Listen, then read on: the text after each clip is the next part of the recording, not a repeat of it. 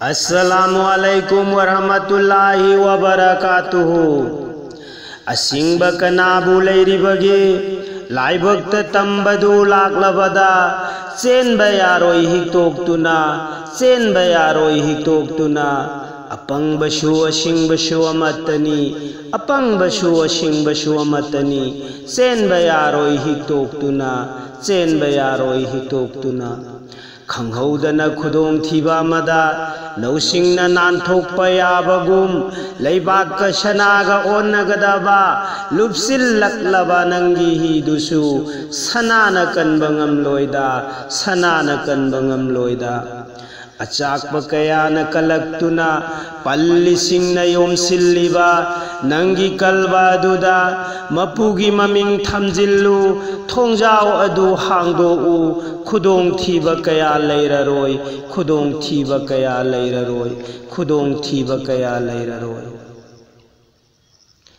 Asingba kanabu leiribage laibakta tambadu laklabada Asingba kanabu leiribage laibakta tambadu laklabada senba yaroi hiktoktuna apangbasu asingbasu amatani senba yaroi ne hiktoktuna apangbasu asingbasu amatani Asingba kanabu leiribage laibakta tambadu laklabada senba yaroi hiktoktuna apangbasu asingbasu amatani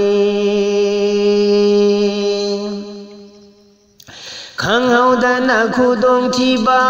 mada lausingna nanthokpa yabagum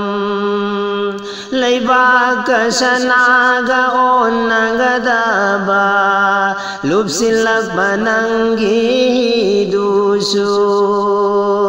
sanana kanbangam loida Khanghaudaba khudong thiba mada lausingna nanthokpa yabagum leibak sanaga onnagadaba lupsillakpa nangi hidusu sanana kanbangam loida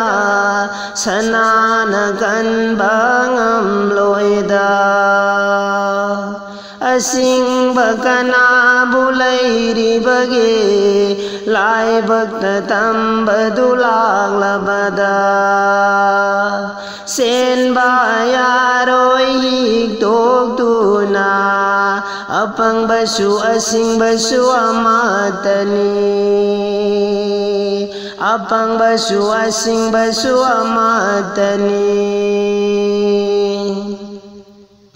Azang pagkayana kalaktuna pallising na yomsilliba nangi kalba duda mapugi maming thamjillu thongjao adu hangdou khudong thiba kaya leiraroi Asak pagkayana kalagduna pallising na yomsilliba nangi kalba duda